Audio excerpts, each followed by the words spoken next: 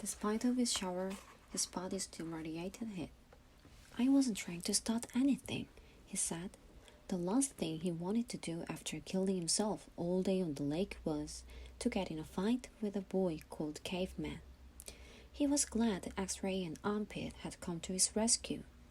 Well, how'd you like your first hole? Asked Squid. Stanley groaned, and the other boys laughed. Well, the first hole is the hardest, said Stanley. No way, said X-Ray. The second hole's a lot harder. You are hurting before you even get started. If you think you are sore now, just wait and see how you feel tomorrow morning, right? That's right, said Squid. Plus, the fun's gone, said X-Ray. The fun? Asked Stanley. Don't lie to me, said X-Ray. I bet you always wanted to dig a big hole, right? Am I right? Stanley had never really thought about it before, but he knew better than to tell X-Ray he wasn't right.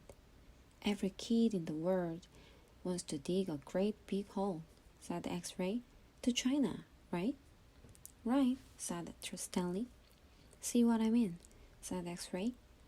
That's what I'm saying, but now the fun's gone, and you still got to do it again. Camp fun and games, said Stanley. What's in the box? Asked the Squid. Stanley had forgotten he had brought it. Paper. I was going to write a letter to my mom. Your mom? Laughed the Squid. She will worry if I don't. Squid scowled. Stanley looked around the room. This was the one place in camp where the boys could enjoy themselves. And what would they do? They wrecked it. The glass on the TV was smashed, as if someone had put his foot through it. Every table and chair seemed to be missing at least one leg. Everything leaned. He waited to write the letter until after Squid had gotten up and joined the game of pool. Dear Mom, today was my first day at camp, and I've already made some friends. We've been out of the lake all day, so I'm pretty tired. Once I pass the swimming test, I will get to learn how to water ski. He just stopped the writing as he became aware that somebody was reading over his shoulder.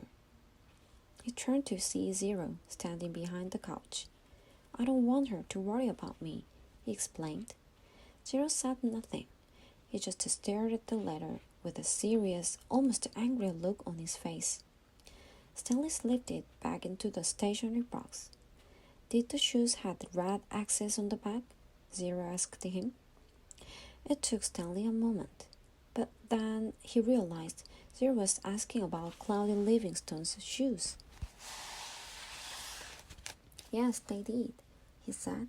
He wondered how Zero knew that.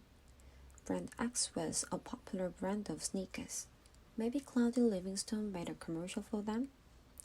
Zero stared at him for a moment, with the same intensity with which he had been staring at the letter. Stanley poked his finger through a hole in the vinyl couch and pulled out some of the stuffing. He wasn't aware of what he was doing. Come on, Caveman, dinner, said Armpit. You coming, Caveman, said Squid. Stanley looked around to see that Armpit and Squid were talking to him. Sure, he said. He put the piece of stationery back in the box, then got up and followed the boy out of the tables. The lump wasn't the caveman. He was. He shrugged his left shoulder. It was better than Buffback.